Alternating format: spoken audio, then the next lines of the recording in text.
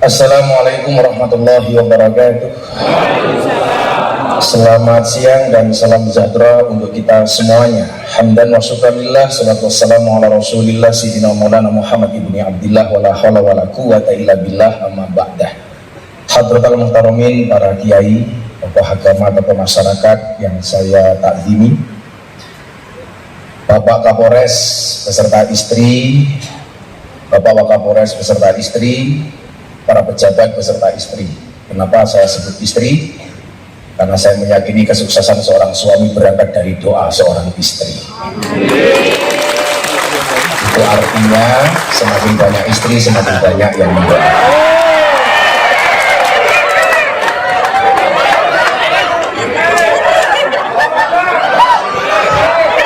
Jangan senang gini ya Bu ya. Serta seluruh hadirin, sahabat-sahabat saya dari Bayangkara, Polres Cilacap yang berbahagia. Dalam satu kesempatan Ibnu Athaillah As-Sakandari, beliau pernah mengatakan di dalam kitab Hikam, arih nafsaka minat tadbir, hidup itu nggak usah kebanyakan ngatur. Kenapa? Karena hidup itu sudah ada yang ngatur. Tugas manusia apa? Mengikuti aturan. Makanya nggak ada satu sendi pun lembaga di dunia yang tidak ada aturan di dalamnya. Maka kenapa kemudian di dalam kepolisian ada istilah propam yang tugasnya adalah untuk menegakkan aturan. Itu pula kemudian yang ditanya kepada saya setelah saya selesai kajian kebangsaan di Polda Bali. Saya waktu itu istirahat di Pantai Kuta, ketemu dengan bule dari Australia, cewek yang sedang sumur, susu dijemur. Untungnya saya pakai kacamata hitam, sehingga mata saya melotot tidak kelihatan. Pertanyaannya adalah, kebetulan dia merupakan follower saya di Instagram. Dia bertanya begini, terus kenapa agama itu didesain banyak aturannya? Jawaban saya adalah, kenapa agama itu banyak aturannya? Karena manusia banyak maunya. Nah, kalau dalam agama Islam ada aturan namanya takwa. Takwa itu apa? Imtisalu awamirillah wajtinabu nawahi. Cuman dua isinya. Ada perintah laksanakan, ada larangan tinggalkan. Ini pula kemudian diadopsi oleh semua lembaga termasuk kepolisian. Undang-undangnya cuma dua. Anda baik berprestasi, dapat promosi. Anda macam-macam, demosi, ngeyel, PTDH. Siapapun itu. Makanya kalian yang pangkatnya kecil-kecil santai saja mas, nggak masalah gitu kan, nggak masalah pangkatnya pendek kecil tapi selamat daripada jenderal dipecat. Santai aja gitu. Maka kemudian kita diingatkan bagaimana kemudian kita selain polisi, kita juga sebagai hamba Tuhan, sehingga kemudian role kita sebagai polisi itu harus punya basic agama. Makanya kenapa kemudian saya ingat betul ketika Bang Wahyu Widada menjadi Kapolda Aceh waktu itu, menjadi ketua tim suksesnya Pak Kapolri ketika membuat proposal pemikiran Kapolri kepada DPR, muncul istilah waktu itu presisi yang di dalamnya ada moderasi. Yang ini sebenarnya kemudian mengingatkan kita bahwa kita bukan hanya abdi negara, bahwa kita menjadi abdi negara itu hanya terbatas dengan usia, maka kemudian ada istilah pensiun. Tapi ketika kita menjadi abdinya Gusti Allah, itu nggak ada pensiunnya. Saya begitu banyak punya teman jenderal, ketika dia menjabat, gayanya orang umum. Begitu dia turun, naudzubillah min dzalik, pasti power syndrome. Sehingga kemudian apa? Saya pernah nemu Pak Kapolres, ini jenderal luar biasa. Begitu pensiun, saat itu menghadiri resepsi di Yogyakarta, mohon maaf, anak buahnya nggak ada satupun yang mau mendekat. Kenapa? Karena sudah muak dengan tingkah lakunya ketika menjabat. Nggak ada yang minta foto. Semuanya minta foto ke saya, jelas lebih viral kan?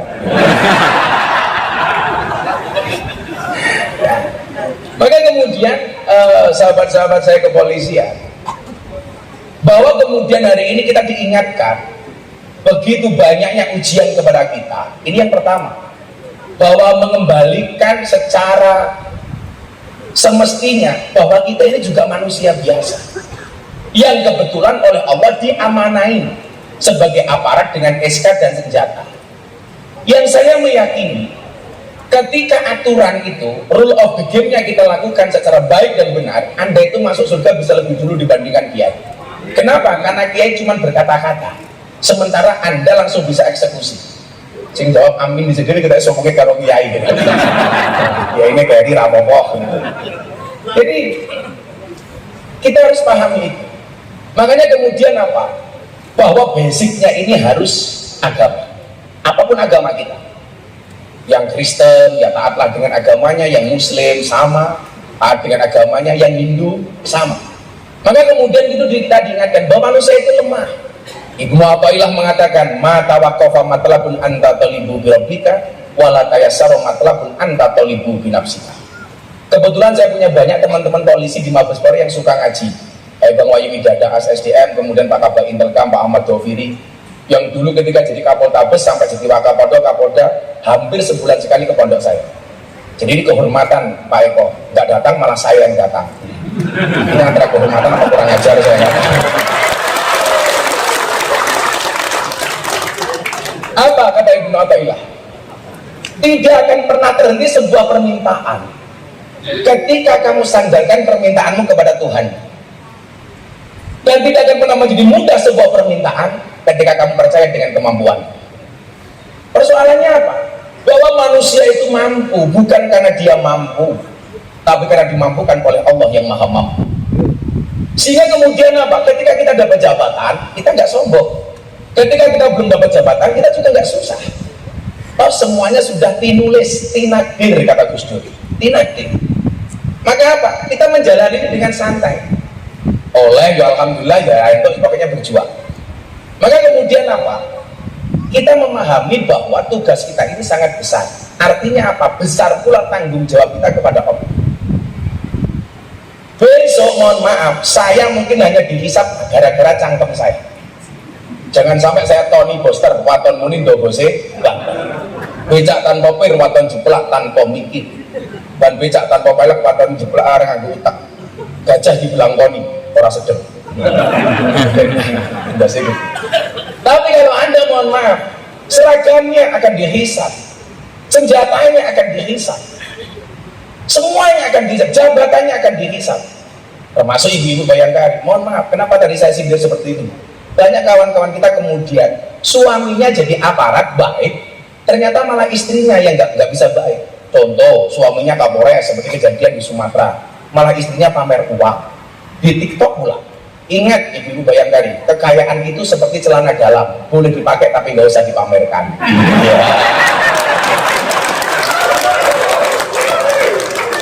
Tinggal apa-apa, tapi cuma pamer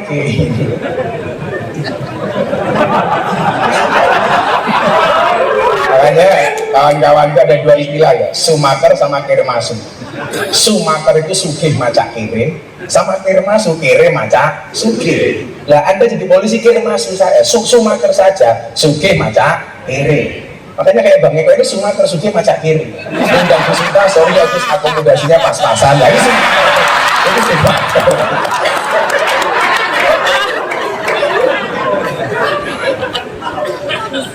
Nah, coba apa buktinya? Ini saya sampaikan supaya kita betul-betul nanti pada akhirnya menjadi abdi negara yang baik dan menjadi abdi hamba Allah yang baik. Amin. Jadi apa? Manusia itu mampu bukan karena dia mampu.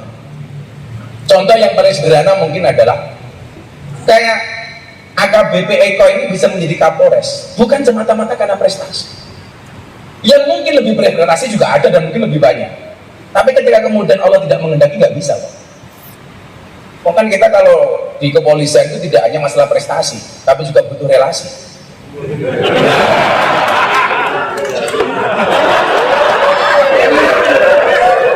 Prestasi itu penting, relasi nggak kalah penting. Jadi kan mungkin barangkali Bang Eko itu mendatangkan Gus Miftah dalam rangka membangun relasi baru.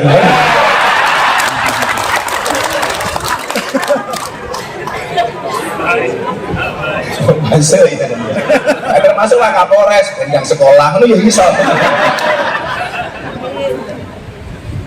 Jadi disitulah kemudian kepasrahan kita kepada Allah harus lebih tinggi, Bapak Ibu. Coba, kita itu dimampukan karena Allah mampukan.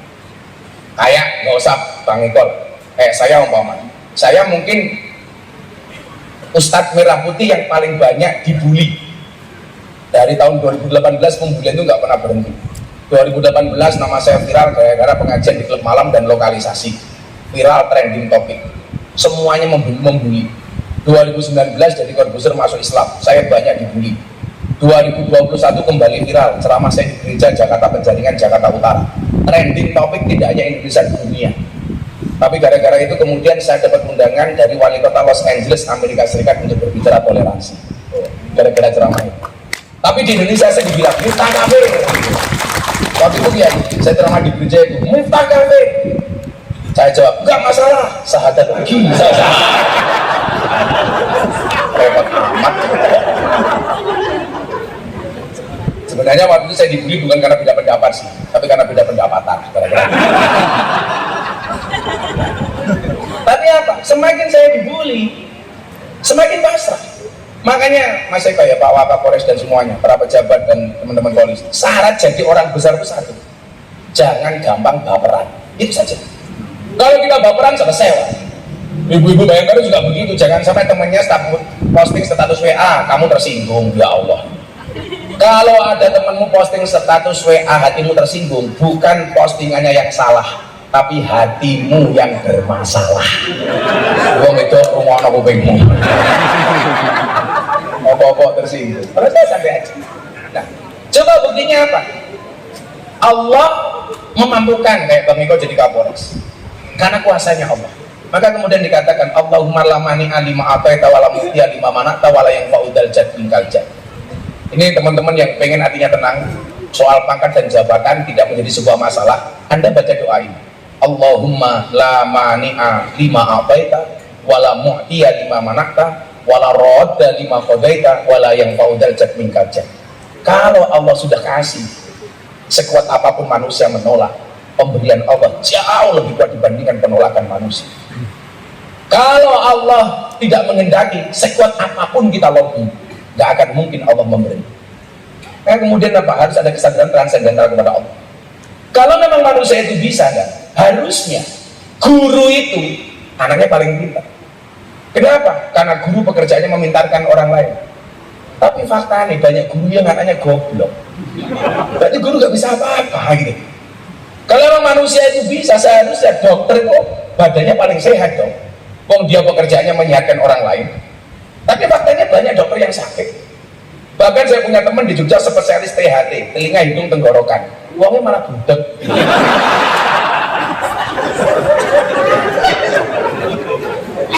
Ya sama. Kita hari ini diberikan kemudahan oleh Allah, amanah.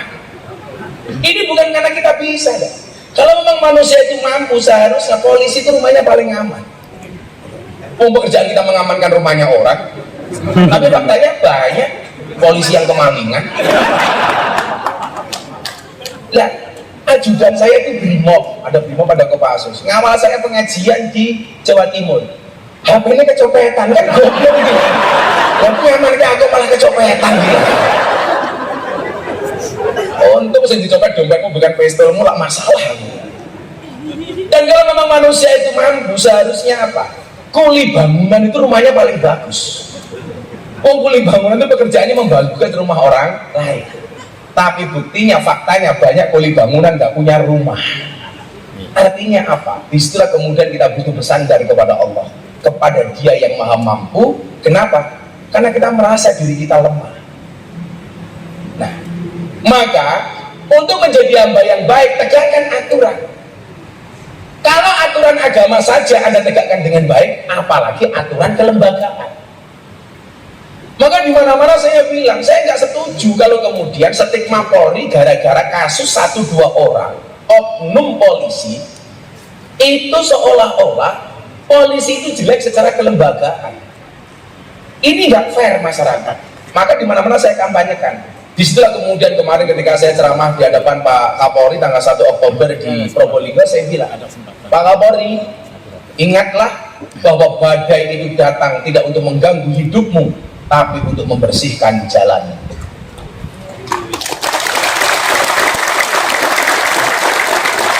Saya sebenarnya nggak bangga dengan tepuk tangan. Apa artinya tepuk tangan tanpa saweran?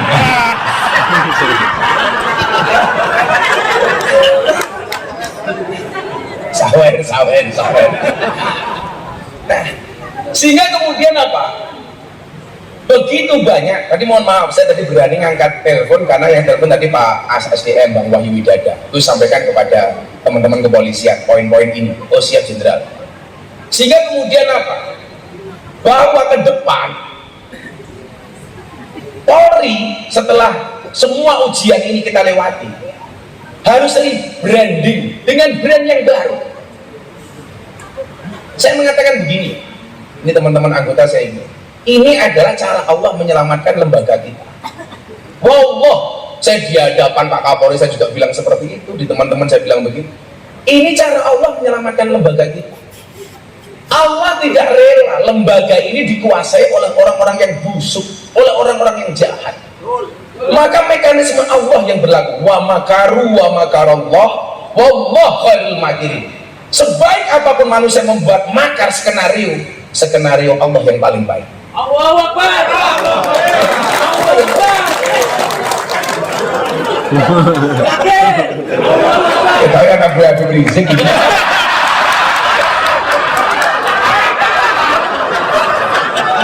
Sing sabar bro, sing sabar.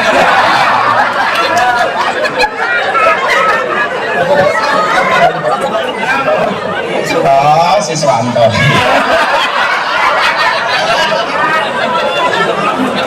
Ketemu jauh gede toh. Saya jadi ingat gitu loh, yang di TikTok viral itu. Oh, ganjel toh.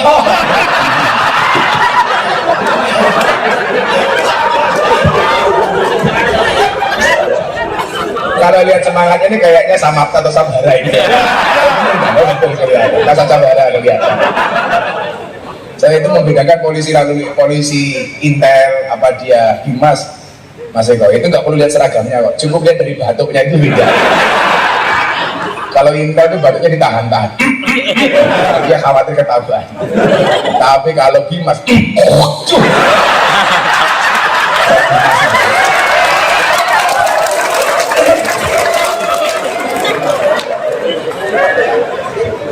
kok ketinggalan.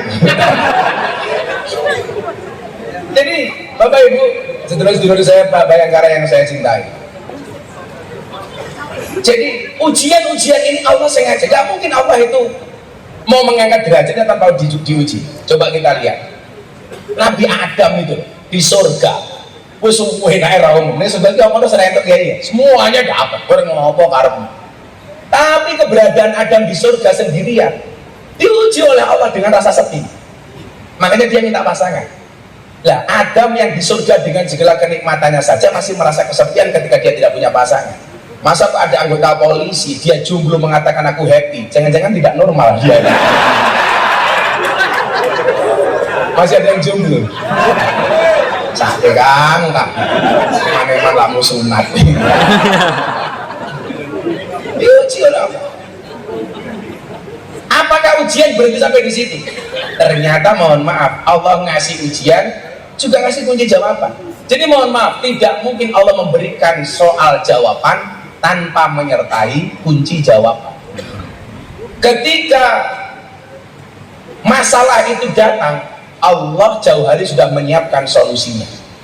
Makanya kemudian diinginkan oleh Allah apa? Kata Ibnu Athaillah, kalau kamu dikasih masalah oleh Allah, jangan menjadi seperti seekor anjing. Anjing itu dan kalau dilempar batu, dilempar kerikil, dia akan fokus kepada kerikilnya. Sing dioyak kerikil. Tapi ketika kamu dikasih masalah oleh Allah, jadilah seperti seorang laki-laki dilempar kerikil sama seorang cewek. Dia tidak fokus kepada kerikilnya, tapi fokus kepada sang pelemparnya. Apa benar rupa-rupa codot kayak gitu? Hajar. Artinya apa? Ketika kita dikasih musibah oleh Allah, jangan fokus kepada masalahnya, tapi fokuslah kepada sang pemberi masalah. Siapa? Allah. Kepada sang pemberi masalah. Saya juga nggak sepakat kalau kemudian wah Kapolri sekarang rajin sowan-sowan kiai karena banyak masalah. Setahu saya Kapolri sudah rajin sowan kiai sejak beliau dilantik. ke PBNU, kepada pondok pesantren dan lain sebagainya. Kita minta solusinya dari Allah. Saya meyakini apa? Bukan ombaknya yang besar, tetapi perahunya yang terlalu kecil. Bukan ujiannya yang besar, tapi iman kita yang terlalu lemah. Coba Anda ingat. Apalagi kita tidak bisa ngatur ombak, tapi kita bisa belajar berselancar. Kita tidak bisa menutup mulut semua orang, tapi kita bisa menutup telinga dengan kedua tangan kita. Kadang-kadang kita perlu berpikir, kita kadang-kadang mohon maaf, kosong budek itu penting. Tidak semuanya harus kita dengarkan. Kayak saya dulu ceramah di gereja, diposting sama Deddy Corbuzier, dilihat 7 juta kali dalam waktu sehari, dikomentari 120.000 kali. Semuanya mencaci maki saya. Saya ditanya sama Deddy Corbuzier, kamu sakit hati enggak? Enggak. Lah gimana? Wong komentarnya tidak pernah saya baca. Ngapain? Untuk apa kita baca? Apakah ujian Nabi Adam berhenti sampai di situ? Enggak, dan begitu dia dikasih pasangan oleh Allah, Adam, Hawa, Allah masih kasih ujian. Ujiannya apa? Adam, Hawa, kun anta wa zawjuka jannah, uskun anta wa zawjuka jannah. Kalian berdua di surga, mau ngapain aja boleh deh. Ternyata di situ juga ada aturan. Aturannya apa? Fala taqroba hadhihi syajarah. Adam, Hawa, kamu jangan dekati pohon ini. Wah, tapi ngopo wae ento. Sakarape rika. Tapi ora usah mendekati pohon ini. Kemudian apa? Ada pihak-pihak yang mencoba memprovokasi supaya kemudian Adam dan Hawa melanggar perintahnya Allah. Makanya kadang-kadang mohon maaf, kita baik, ada orang yang nggak suka. Saat itu kemudian iblis datang dengan membawa berita hoak. Jadi kalau saya ditanya siapakah penyebar hoak pertama kali? Iblis. Siapakah korban hoaknya pertama kali? Hawa dan Adam. Jangan dibalik, bukan Adam dan Hawa, tapi Hawa dan Adam.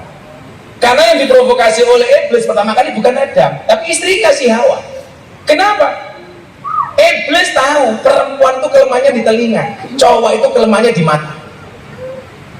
Maka iblis membisikkan kalimat-kalimat yang indah di telinganya si Hawa. Hawa kemudian menangis di hadapan Adam. Wong lanang lah delok wong wedok nangis ora bakal kuat. Karena laki-laki itu kelemahannya di mata. Maka ibu-ibu barangkali harus paham. Cowok itu kalau di luar rumah lihat cewek cantik dia akan teriak, wow. Begitu pulang lihat istrinya, weh.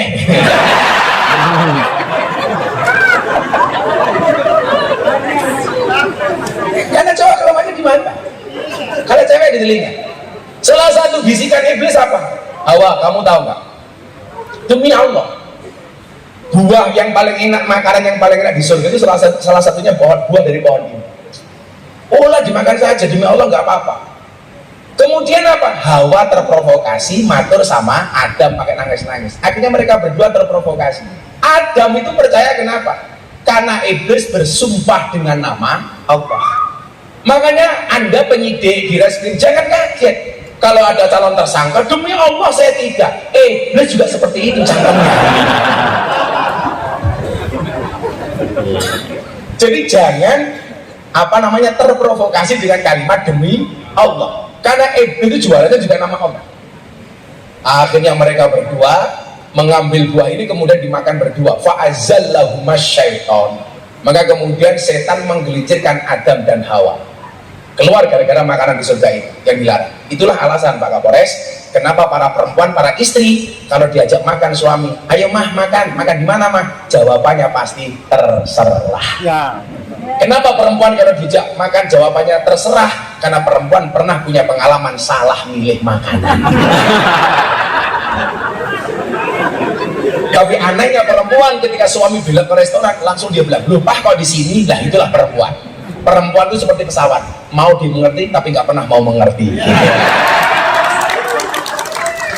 Wongnya ya teko ini. Biasanya jilbabnya hitam. Oh ganjil dong.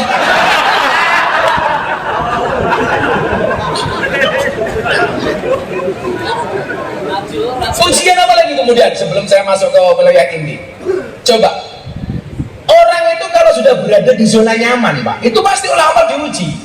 Contoh, Nabi Musa alaihissalam dah. Ini kan Nabi yang paling top, salah satu Nabi yang paling gagah, Nabi Musa alaihissalam. Lah, Nabi Musa itu bisa jadi top dan gagah. Kenapa? Karena musuhnya banyak. Allah itu kalau pengen menjadikan seseorang itu kuat dan hebat, dikasih musuh yang kuat-kuat. Musa itu musuhnya siapa, Pak? Fir'aun, ngaku Gusti Allah. Korun, orang kaya. Balaam, ulama besar yang kemudian matinya murtad. Di saat Nabi Musa itu nyaman, disuruh perang dengan bapak angkatnya. Kalau Fir'aun itu kan bapak angkatnya si Musa. Dia membuat peraturan setiap bayi yang lahir dalam keadaan jenis kelamin laki-laki harus dibunuh. Karena menurut dukunnya Fir'aun, bayi laki-laki itu akan menjadi kompetitornya Fir'aun. Dan Fir'aun sangat percaya dengan dukunnya. Makanya hari ini saya mohon maaf kalau banyak orang Indonesia percaya dengan dukun, jangan-jangan cucunya Fir'aun. Saya kan kemarin dilaporkan sama lawyer Persatuan Dukun.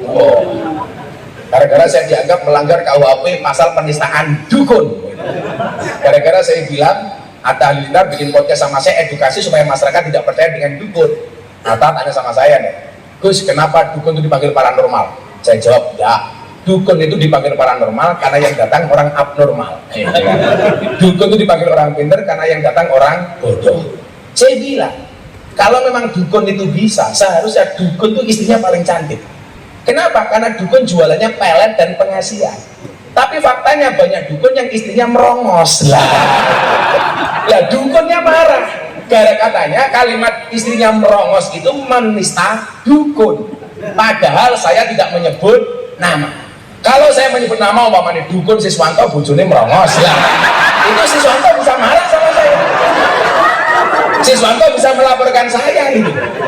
Tapi kan saya tidak menyebut nama. Dilaporkan ke Polres Jakarta Selatan atas dugaan penistaan dukun.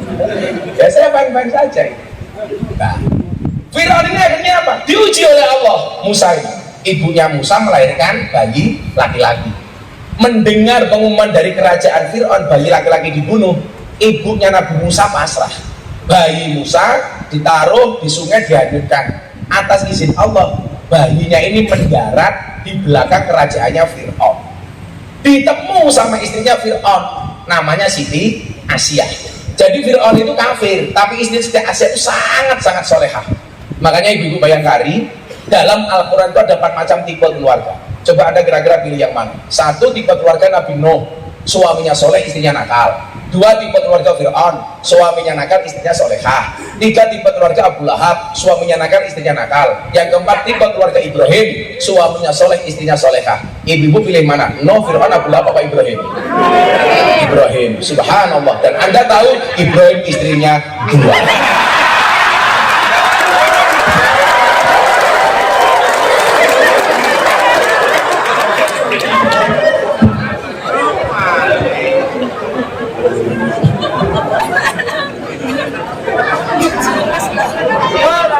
Kata ibu Bayangkari satu, nggak jadi Fir'aun, nggak jadi Ibrahim, Fir'aun berapa-apa.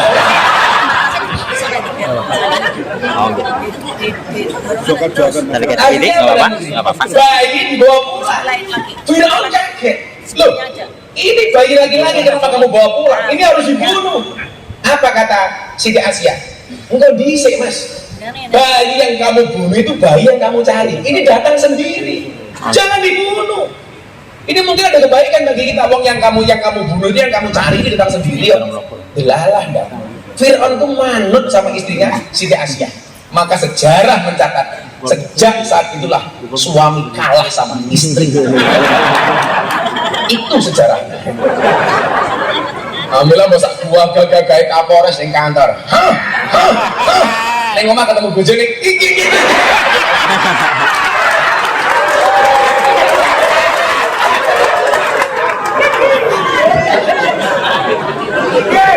Ganjel toh. Apa meneh sing sandal. Ganjel. Ning lapangan ngaman wong demo galak. Ning dalan kaya macan, mulai kaya kucing. Apa rumangsane kiai ora? Podo. Mboten kiai. Oh, sak pinter-pinter kiai, digetak bojone goblok dadak. Aku gumun karo wong wedok ya. Kok menangani ra umum lho. Maka dari dulu saya nggak pernah suka dengan laki-laki. Pas sepanang-sepanangnya kita beberapa kasus di Indonesia, saya ketemu teman-teman di Mabes Polri. Lagi ngobrol, rapat, asik. Gimana Gus? Pandangan terhadap kepolisian sekarang solidar. Saya tidak suka polisi. Hah? Maksudnya? Karena saya suka polwan. Polisi lanang itu. Artinya apa? Gak ada orang di dunia ini yang tidak diuji. Tapi ketika kita diuji, belajar dari kisahnya Musa. Musa itu begitu nyaman tinggal di kerajaan Fir'aun. Allah perintahkan kepada Musa, Musa perangi Fir'aun. Dia ngaku Tuhan. Coba musuh Fir'aun, Pak.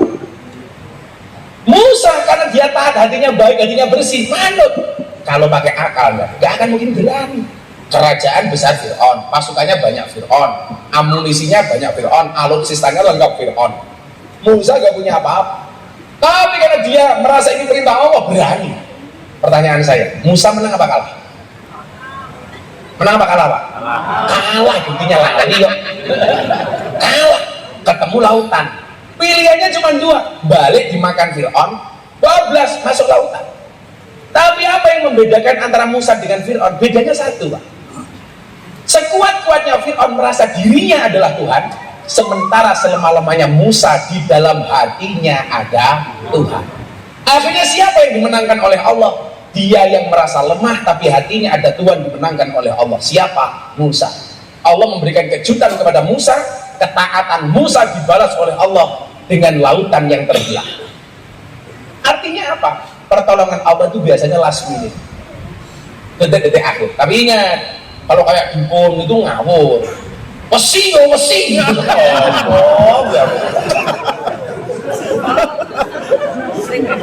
Oh, tenang.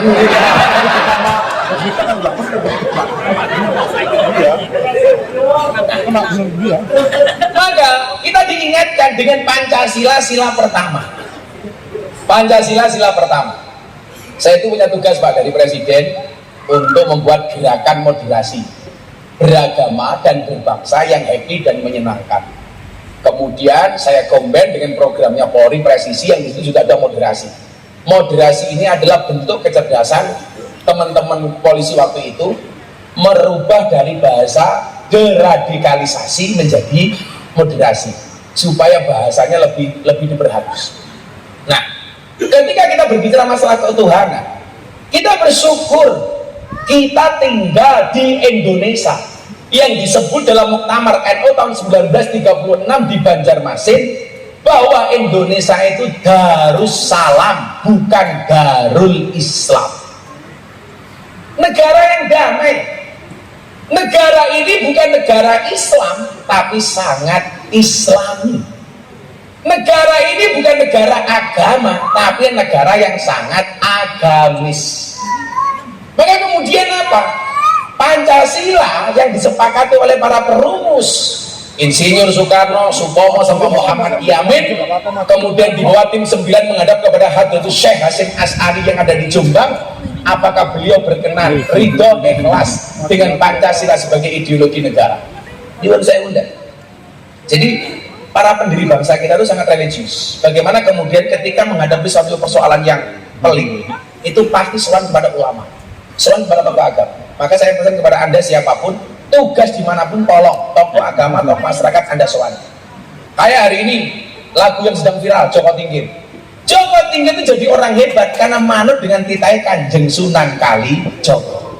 Dia orang biasa, tapi karena manut diatur sama Kanjeng Sunan Kalijogo, akhirnya dia jadi orang besar, menjadi sultan di kerajaan Pajang, Kesultanan Pajang, dengan bergelar Sultan Hadiwijoyo. Yang hari ini lagunya kontroversi, itu yang nyanyi santri saya, si Percil. Gimana Mbak saya dibully? Orang masalah ya, terus no. Ini katanya menghinanya di mana? Lah itu Joko Tingkir ngombe dawet. Loh, salahnya Joko Tingkir ngombe dawet di mana? Justru bener, Pak. Kalau zaman Joko Tingkir itu adanya cuma 3, kopi, degan, sama dawet. Yang salah itu kalau Joko Tingkir ngombe boba, wih salah. Zaman Joko Tingkir belum ada boba. Kalau ngombe dawet dibilang salah, Anda di demo loh sama bakul dawet. Bahkan kalau Pak Eko ini berangkat dari Purworejo ke Kebumen, itu melewati jembatan Butuh. Itu ada dawet ireng jembatan Butuh. Bahkan jembatan Butuhnya disingkat dan jembatan Butuh. Disingkat menjadi jembatan Butuh.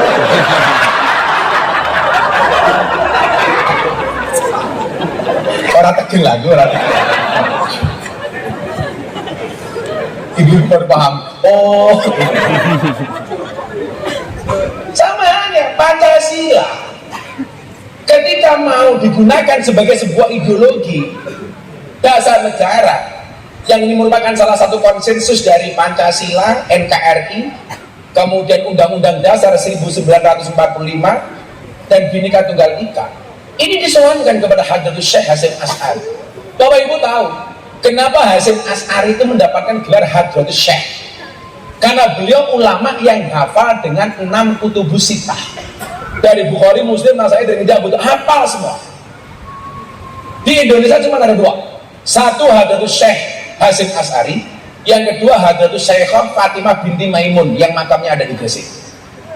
Beliau rela menjadikan Pancasila sebagai ideologi negara. Lucunya apa? Hari ini ada pihak-pihak yang kemudian mempermasalahkan Pancasila sebagai bentuk ideologi. Saya kemarin baru dapat kiriman artikel tulisan di TikTok rame. Dia mengatakan apa? Pancasila itu bid'ah, mencintai tanah air itu kafir, kami lebih mencintai kota Madinah. Ini orang makan hidup tinggal di Indonesia, tetapi dia mengatakan mencintai tanah air itu kafir, dia lebih cinta kepada kota Madinah. Ya saya bilang, bokono minggat wae urip ning kota Madinah. Kok cangkemmu iso urip yo mergo dakwah ngapusi umat gaya. Sing dihapusi yo umat Indonesia ini. Sehingga kemudian apa? Teman-teman anggota kepolisian dan ibu-ibu Bayangkari nyuwun saya. Kalau Pak Kapolres dan teman-teman lihat ketika Rapimnas TNI Polri, Pak Jokowi bilang apa waktu itu? Tolong teman-teman TNI Polri, WA grup istri tolong diawasi, jangan sampai terpapar paham radikalis, jangan sampai ngundang pengajian, ngundang ustadz yang justru melawan negara. Ironi, suaminya abdi negara, istrinya ngundang ustadz yang menjelek-jelekkan negara. Saya ketemu Pak Prantikno, Pak Mensesnek, saya bilang perintah presiden bagus Pak Mensesnek, tapi persoalannya satu, emangnya berani suami ngawasi HP istri? Orang mungkin panik gitu. Yang ada istri ngawasi HP suami. Ada-ada saja. Kok itu dilawan. Tapi ibu-ibu sekarang padahal kalah pinter bu sama suami. Saya mau awasi HP siji, bojomu Intel yuk, HP liane ya oke apa.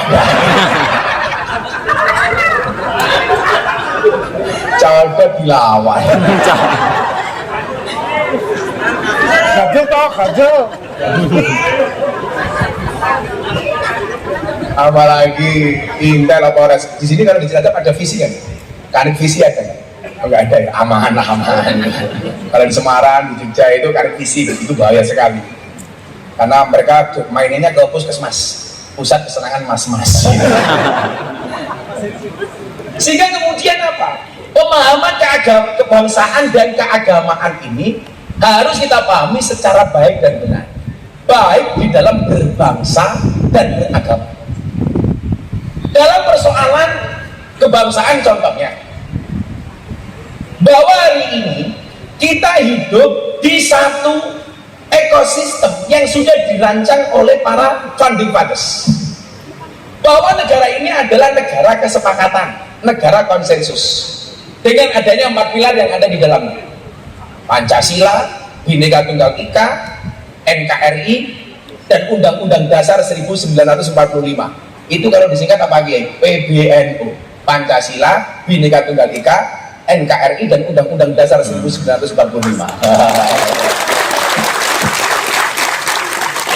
Ya, sing dadake larang iki ngono ki lho asline.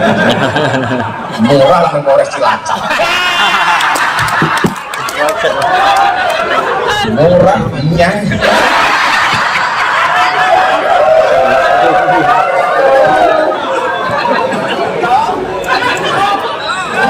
Oh, ganjel. rampung pengajian nanti ibu bayangkan langsung nyanyi begitu sulit. Shallu ala Nabi Muhammad Ya Rasulullah. Nah, ketika hari ini banyak pihak-pihak yang kemudian pengen mengotak-atik Pancasila, teman-teman kepolisian jangan terprovokasi. Justru kita harus berada di garda terdepan untuk mempertahankan Pancasila. Ini salah satu tugas pokok kita. Saya melihat begini, di saat nasionalisme semakin menurun, jiwa-jiwa patriotis mulai menurun, anak-anak kita Kiai itu tidak dididik untuk mencintai bangsa ini. Buktinya apa? Kalau orang-orang yang seumuran saya, Pak Eko, dulu ketika kita SD diajari pendidikan sejarah perjuangan bangsa. Sekarang nggak ada. Dulu kita diperintahkan sama guru-guru kita untuk menghafal nama-nama pahlawan. Sekarang mana? Nggak ada.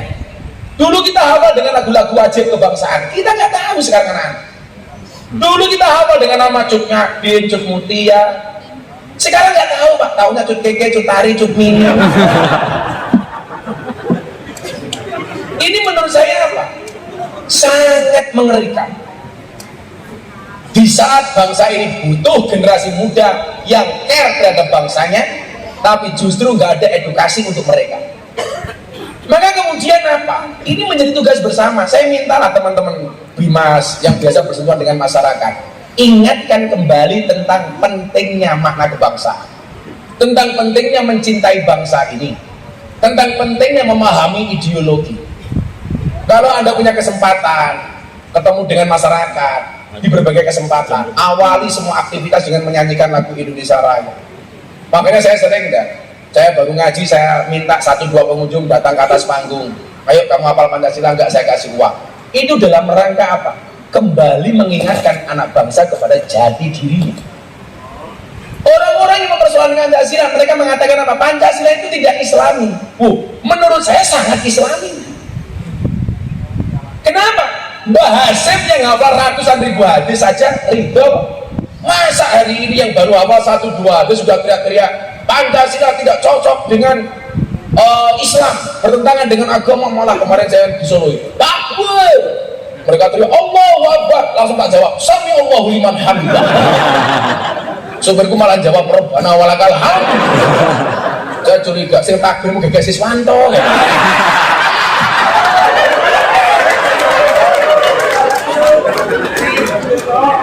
Oh, kanjeng.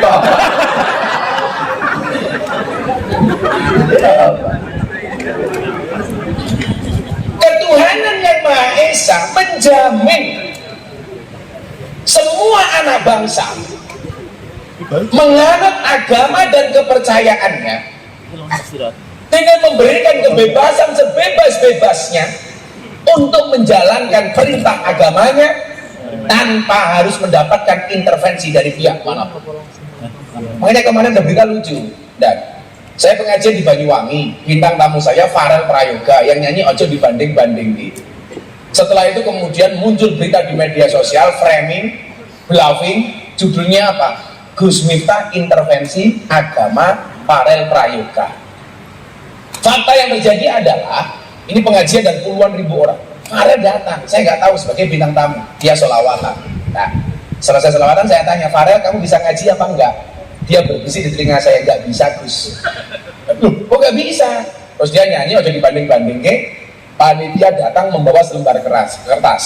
Mohon maaf Gus, Farel Prayoga non Islam. Karena saya sudah bertanya kamu bisa ngaji apa enggak, saya merasa bersalah. Oh, minta maaf nak kalau kamu non Islam. Saya bilang, agama kamu apa? Dia jawab privasi. Akhirnya saya bilang, Farel, apapun agamamu tolong kamu taat. Kalau kamu Kristen silakan ke gereja, Islam ke masjid, Hindu ke pura dan seterusnya. Kamu taat. Jangan sampai kamu jadi hamba yang tidak taat. Begitu keluar arena pengajian 2 hari kemudian, Gus Miftah intervensi agama Farel Prayoga. Yang kedua judulnya apa? Farel keren, ditanya agama, jawabannya privasi. Saya ditanya, apa pendapat Gus Miftah terhadap orang yang mengatakan agama itu privasi? Saya bilang, saya menghormati, tapi saya tidak setuju. Kenapa? Agama itu bukan privasi. Buktinya apa? Ada kolom agama dalam KTP.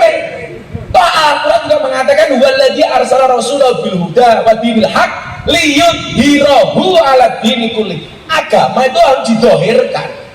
Yang privasi itu bukan agama, dan yang privasi itu ibadah. Saya nggak perlu tanya sama beliau, Mas Eko, kowe sholat apa durung? Itu privasi dia. Kowe haji apa durung? Nggak usah.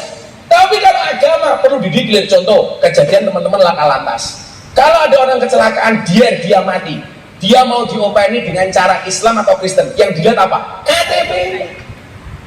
Makanya dulu zaman Pak Cahyokumolo Menteri Dalam Negeri itu ada usulan kolom agama dalam KTP dihapus. Saya menolak. Pak Cahyo tanya sama saya, pripun Gus? Jangan. Kalau saya justru harus dipertahankan. Jangan menganggap agama itu diskriminasi. Anda orang Islam harusnya bangga dong dengan KTP beragama Islam. Anda Kristen, nama Saverius agama Kristen, bangga dong. Makanya saya bilang, kalau kolom agama dalam KTP dihapus, saya tidak setuju. Tapi kalau yang dihapus kolom kawin atau belum kawin, saya setuju.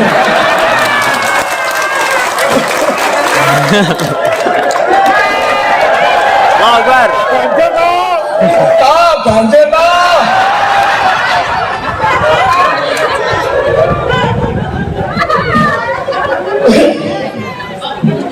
Setuju ibu-ibu? Iya. Setuju bapak-bapak? Setuju. Garangan beliau.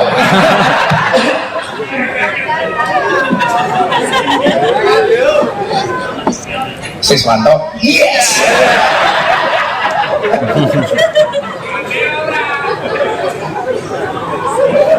Nah, maka pola pikir seperti ini Bapak Ibu harus dimoderasi. Sampaikan kepada masyarakat, nggak ada yang salah dengan Pancasila. Ini ideologi yang sudah melalui proses panjang, yang sudah terbukti kesaktiannya, kesaktian Pancasila. Bagaimana kemudian bangsa ini dengan segala latar belakang kemajubukannya, dengan perbedaan yang ada, sampai hari ini mohon maaf bisa kompak, bisa akur, bisa rukun karena kesaktian Pancasila. Mungkin satu-satunya pancam, satu-satunya sila menurut saya yang belum tereksekusi dengan baik itu adalah sila kelima umpamanya, keadilan sosial bagi seluruh rakyat Indonesia. Tapi ini kita perjuangkan. Bukan berarti kemudian bahwa ini tidak cocok. Kalau kemudian keadilan sosial itu belum merata, ini bukan salahnya Pancasila, tapi kewajiban kita abdi negara untuk bagaimana kemudian mensukseskan keadilan sosial. Coba kita lihatlah, gara-gara itu kan begini, pemerintah itu memusuhi ulama karena memang Pancasila seperti itu, banyak kriminalisasi ulama. Saya bilang, ulama yang ditangkap polisi itu berapa sih dari dibandingkan jumlah ulama yang ada di Indonesia? Lagian saya punya keyakinan nggak mungkin polisi nangkap kalau tidak ada kasus. Maka saya nggak sepakat dengan istilah kriminalisasi ulama. Kalau ada ulama, kiai, gus berbuat kriminal kemudian ditangkap polisi, itu bahasanya bukan kriminalisasi ulama, tapi proses hukum terhadap ulama yang kriminal. Jangankan ulama, polisi saja kalau kriminal ditangkap. Betul dan? Apalagi yang lain sama, semuanya sama. Mau polisi, mau kiai. Anda berbuat kriminal, jadi ditangkap. Yang menjadi persoalan itu adalah kriminalisasi ulama atau kriminal yang kamu anggap ulama. Saya nggak sepakat. Kalau ada ulama berbuat kriminal ditangkap polisi, namanya kriminalisasi. Kriminalisasi itu kalau ada Kapolres ngundang kiai mulai nggak diamplopi.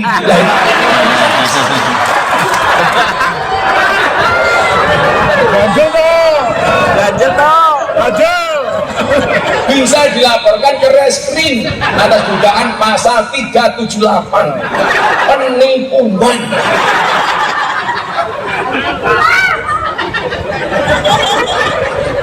Kata Pak Kapolres, sudah disiapkan kok Gus. Tapi kalau nanti saya buka isinya dikit, pasalnya beda, 335 perbuatan tidak menyenangkan.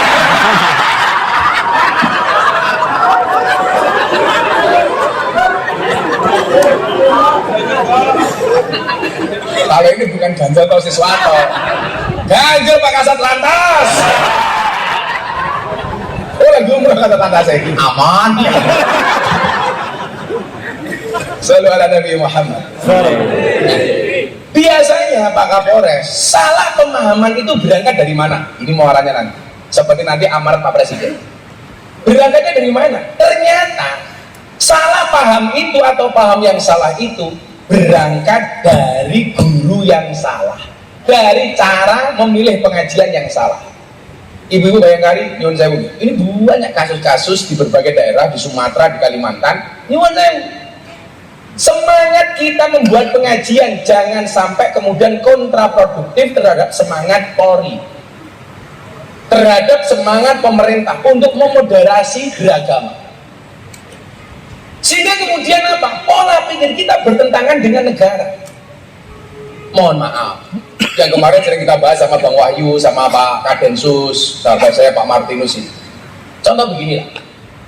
Sekarang mohon maaf, ada istilah polisi cinta sunnah. Sunnah itu banyak Pak. Sunnah itu tidak hanya jenggot. Kalau sunnah cuma hanya jenggot, alah, wong Yahudi jenggotnya Jawa-Jawa Pak. Sunnah itu tidak hanya sekedar celana cingkrang.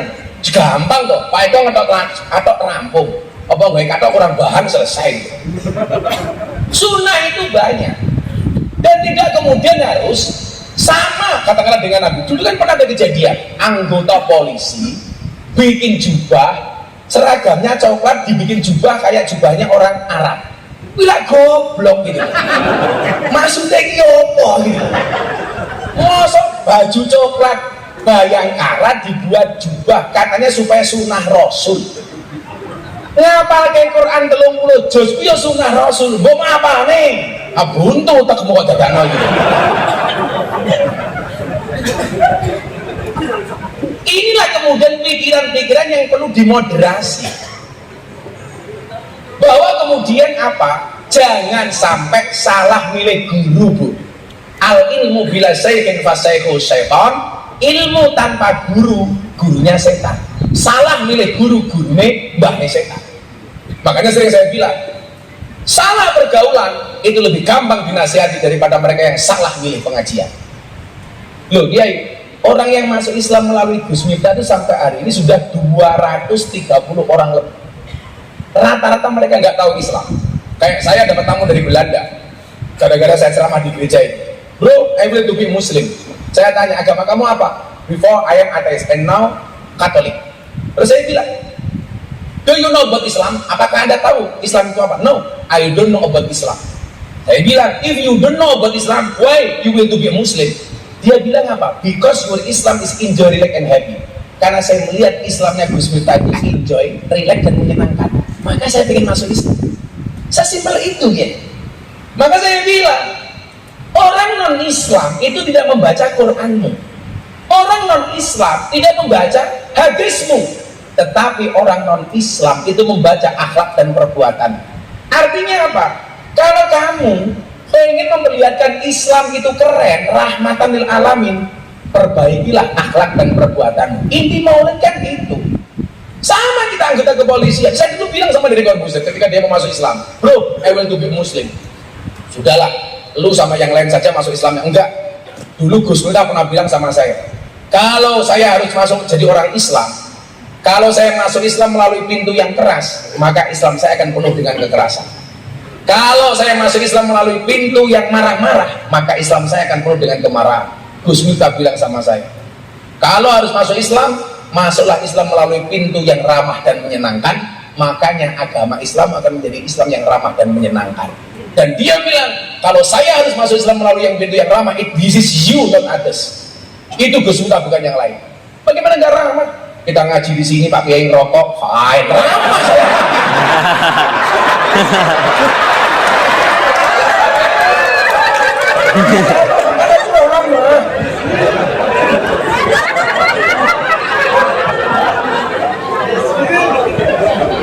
Jadi Pak Kiai cangkemnya.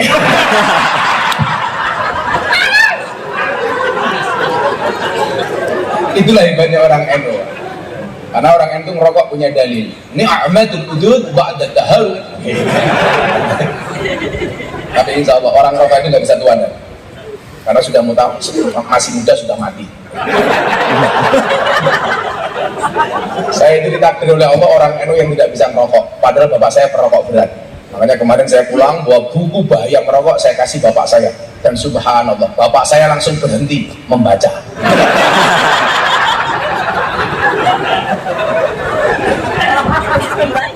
Berhenti membaca gitu.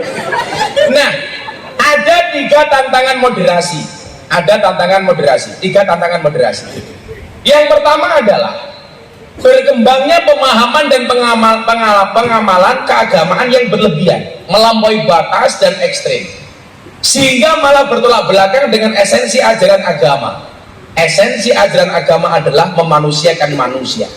Pemahaman keagamaan disebut berlebihan dan ekstrim jika justru mengingkari nilai kemanusiaan dengan mengatasnamakan agama. Kan sekarang banyak kan, seolah-olah kita bertindak atas nama Tuhan. Pertanyaan saya, sejak kapan kita menjadi wakilnya Tuhan? Ramadan, apa kan? Operasi tutup rumah makan, mengatasnamakan Allah. Kan miris sekali. Makanya tadi saya bilang kenapa saya tergelitik dengan Pak Siswanto.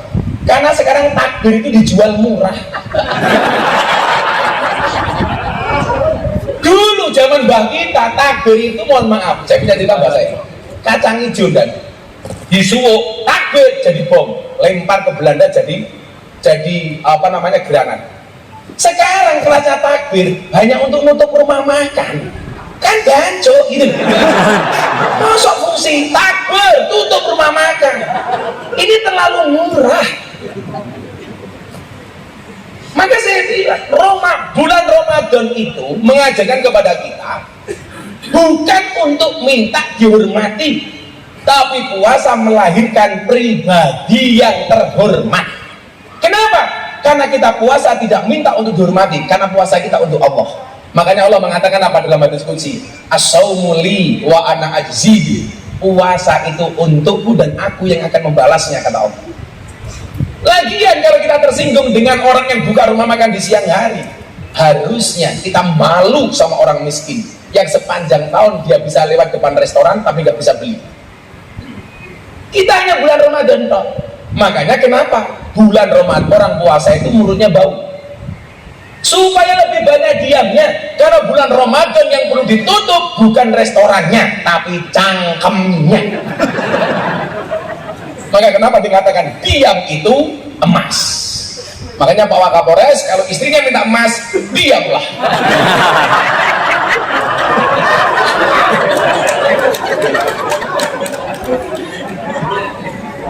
Waktu adalah uang. Jadi kalau saya telepon, Dan Eko di mana? Di sini. Ayo ketemu Dan. Sorry Gus, aku nggak punya waktu. Wah, berarti Mas Eko nggak punya uang.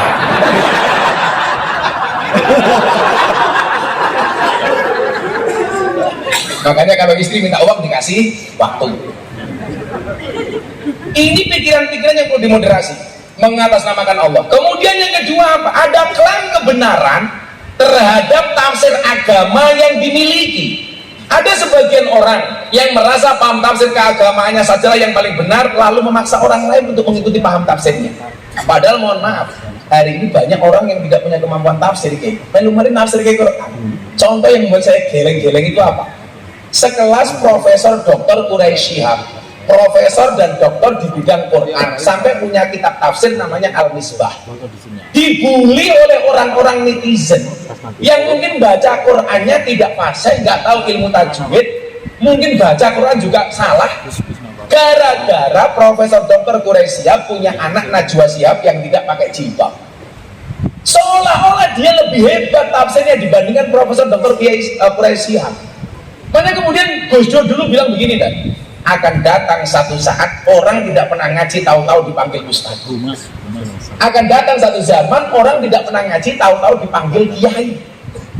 Gak punya kemampuan, berani menafsirkan Quran. Padahal mohon maaf, Quran itu sangat multi tafsir. Kita nggak boleh dan Anda membaca Quran kemudian ditafsirkan mengatakan menurut Allah, Anda pasti salah. Walaupun kamu tafsirnya salah, menurut saya itu malah lebih benar. Karena kalau Anda mengatakan menurut Allah, sejak kapan Anda itu menjadi wakilnya Allah?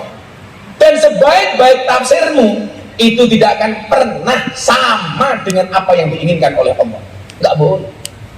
Contoh, tafsir itu pasti berbeda. Di sini ada kecelakaan nih, dier. Kecelakaan ini yang melihat 3 orang, kiai, polisi, makelar. Kira-kira tafsirnya beda nggak dan? Beda. Begitu yang melihat kiai, dia akan mengatakan apa? Innalillahi wa inna ilaihi rajiun. Semuanya kita kembalikan kepada Allah. Sing ndelok wong lalu lintas ini kalau dilihat gelar perkaranya, ini kecelakaan berangkat dari pelanggaran lampu lalu lintas. Normatif wong polisi kok. Kalau maklar beda lagi motor rusak 30%. Ini harga motor 10 juta. Ini kalau dijual masih laku 7 juta. Ini biasanya mereka yang kerjanya di Bimantara, Biro Maklar dan Perantara. Sing ngokeh ning Bimantara niki sing lantas biasanya opah banget. Gesek fisik lah, apa lah. Ono. Maka dia bilang kemarin sama Pak Kapor Lantas, salah satu percepatan pembenahan brand Polri itu adalah yang langsung bersinggungan dengan masyarakat. Salah satunya adalah lalu lintas. Makanya jangan sampai kemudian kayak kemarin soal yang tilang ditiadakan itu, yang tilang manual, itu jangan sampai kemudian kita mempunyai solusi yang salah. Kayak ada di Polres Bogor atau mana itu, udah nggak kita tilang, tapi disuruh dihukum dengan disuruh membaca Al-Quran. Saya mikir, sejak kapan baca Al-Quran itu dianggap sebagai sebuah hukuman? Ini niatnya api, tapi caranya salah. Orang selatan kok juga melu bro. Kalau saya bahasanya bukan hukuman, katakanlah begini. Oke, kalau sampai ketahuan, kita minta untuk membaca Pancasila umpamanya. Sebagai bentuk nasionalisme dia atau kemudian patriotisme dia kepada bangsa dan negara. Ini kan jadi ramai kemarin. Nggak ditilang tapi dihukum dengan cara membaca Al-Quran. Ini niatnya api tapi caranya salah. Sejak kapan seolah-olah membaca Al-Quran dianggap sebagai sebuah hukuman? Maka pola-pola seperti inilah yang kemudian Bapak Ibu perlu dimoderasi. Kemudian soal berbangsa, tadi soal beragama, soal berbangsanya mohon maaf. Kita ini abdi negara yang harus tunduk kepada aturan. Makanya tadi bilang apa Pak SDM tadi? Sampaikan Gus kepada anggota Cilacap. Kenapa? Sudah lakukan perintah Kapolri, tegak lurus. Perintah Kapolri itu tidak hanya untuk didengar, tidak hanya untuk dibaca, tapi dilaksanakan. Tangan kanannya Kapolri di bawah, ya Kapolres. Ikut sudah. Kalau kemudian perintah Kapolri hanya kita dengar, hanya kita baca, enggak kita eksekusi, kita salah. Maka hari ini yang dibutuhkan adalah di dalam tubuh Polri sendiri harus ada integritas dan loyalitas. Integritas, kita harus kompak, nggak usah saling menjatuhkan antara satu dan yang lainnya. Mungkin saya orang yang sangat perhatian dengan teman-teman polisi. Ketika saya di Jakarta di wawancara wartawan, saya bilang, gimana Gus? Saya berdoa Polri baik-baik saja. Bahasa saya satu, sudah nggak udah ada perang bintang, nggak usah ada perang antara satu dan yang lainnya. Kita yang pusing Pak. Kita selalu membuat kontra narasi. Coba dulu Anda lihat, ketika Pak Sigit Kabar Eskrim dicalonkan Kapolri, dihajar habis-habisan pemerintah. Masa orang Nasrani jadi Kapolri? Saya turun tangan Pak. Dan tadi bilang sama Mas Eko, saya bilang waktu itu, Gus, bagaimana pendapat Gus Miftah terhadap Kapolri non-Islam? Saya bilang, Polri itu lembaga Kamtipmas, bukan lembaga agama. Artinya apa? Semua anggota kepolisian yang mempunyai kapasitas, mempunyai kualitas, berhak jadi Kapolri, apapun agamanya. Yang salah itu adalah kalau Pak Sigit jadi ketua MUI, itu salah. Kalau jadi Kapolri nggak ada masalah Pak. Ada, kalau saya nggak berarti dibully nanti saya di rekam sama Siswanto diposting modal. Ganjel tuh.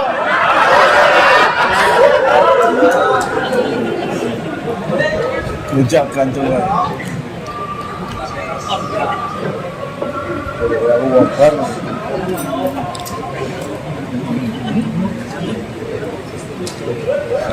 WhatsApp.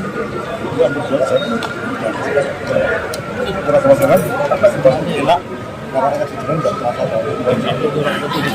Ya?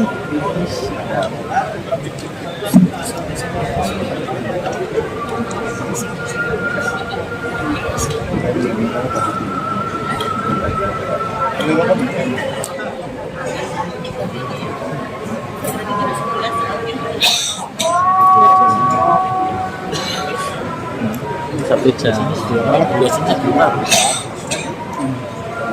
Pak Jokowi itu mengajarkan kepada kita ketika membuat ibu kota negara di Kalimantan.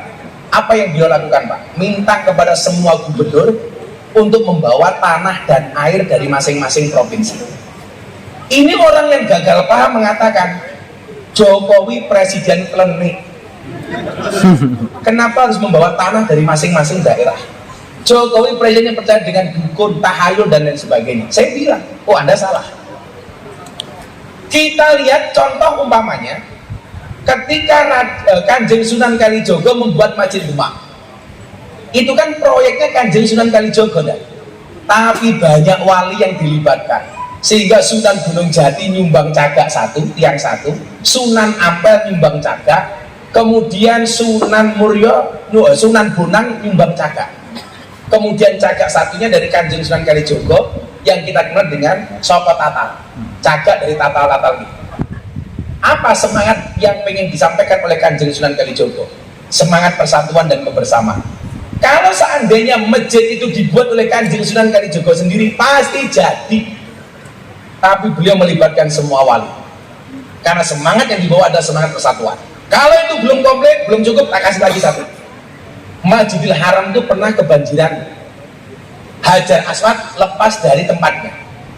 Semua kabilah di tanah Arab berebut untuk kembali memasang Hajar Aswad di tempatnya, sehingga kemudian disepakati siapapun yang masuk masjid pertama kali, dia yang berhak untuk memasangkan Hajar Aswad di tempatnya. Dan komandan tahu siapa yang masuk pertama kali? Muhammad Muda. Dan Nabi Muhammad ternyata tidak serakah. Beliau menggelar sorbannya, Hajar Aswad ditaruh di tengah sorban. Semua pemimpin kabilah yang hadir diminta untuk mendekat dengan menjunjung kain sorbannya Nabi Muhammad, mendekat ke Ka'bah. Begitu sudah dekat ke Ka'bah, baru Nabi Muhammad yang memindahkan Hajar Aswad di tempatnya. Apa semangat yang dibawa Nabi Muhammad? Persatuan. Tidakkah kita berpikir Pak Presiden Jokowi melakukan itu? Semangat ini yang dibawa. Kenapa provinsi-provinsi diminta untuk urunan tanah dan air? Karena Presiden Jokowi menghormati kearifan lokal semua anak bangsa yang ada di Indonesia, sehingga tanah dan air itu disatukan di Kalimantan. Sehingga apa yang terjadi? Semua daerah memiliki sense of belonging, rasa memiliki terhadap ibu kota negara baru yang ada di Kalimantan. Ini kan cerdas. Kenapa kita katakan klenik? Idolaku kurang adoh, turumu kurang bengi, koncomu kurang oke, kopi nih adem.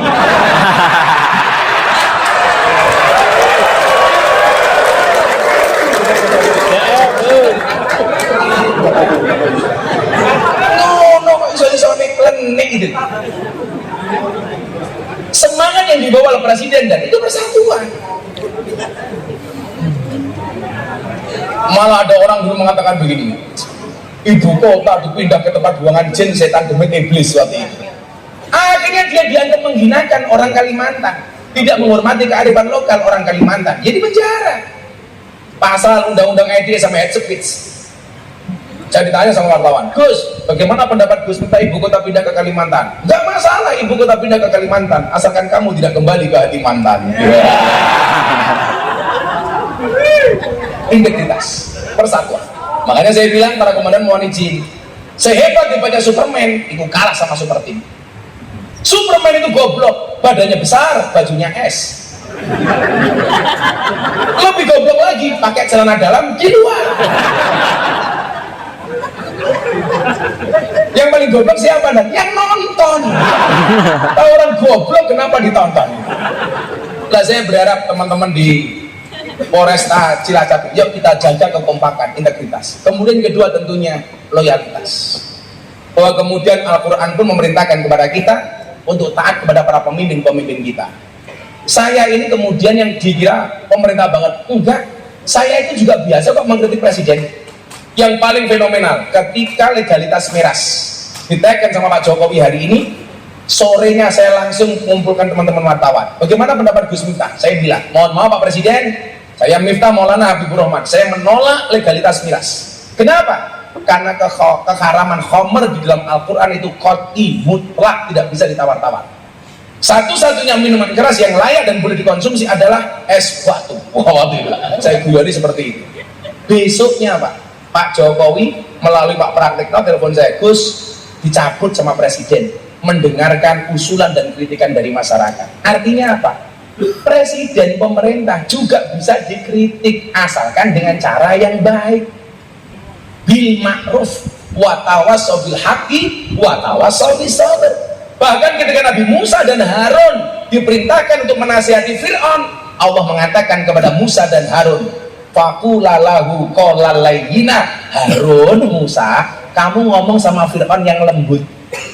Sekarang mohon maaf, kalau kita mencaci maki Pak Jokowi, Pak Kiai Ma'ruf, pemimpin kita seperti itu, apakah mereka lebih hina dibandingkan Fir'aun?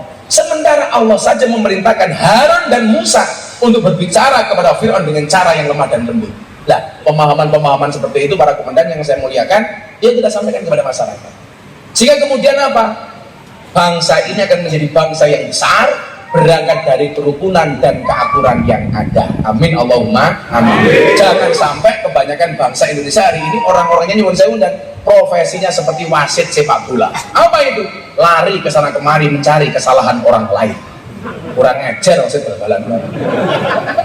Tapi yang paling kurang ajar adalah wasit tinju. Ada orang rangkulan, dipisah, wong teman-teman dijarke, goblok.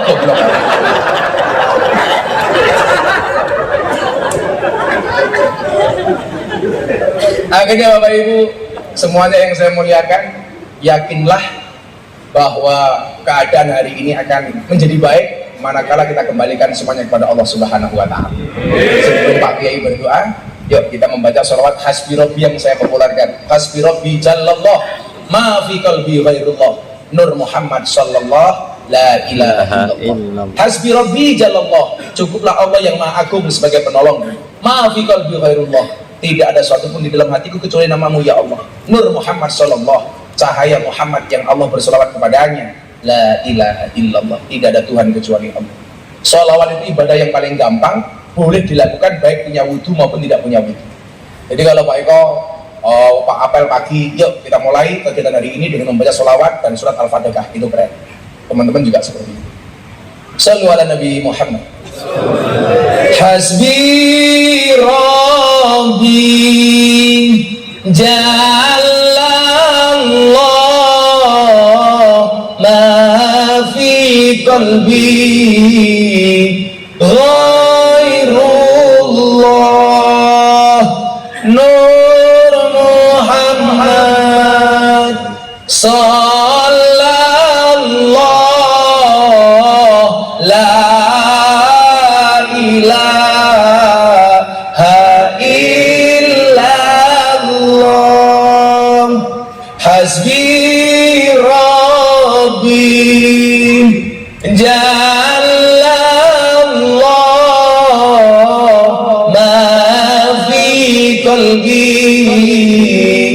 ghairullah Nur Muhammad sallallahu la ilaha illallah.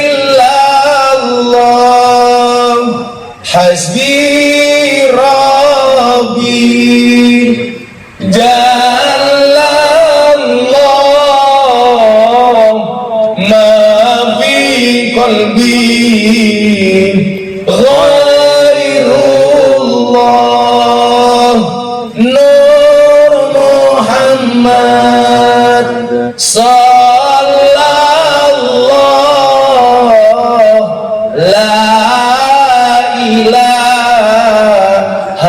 illallah.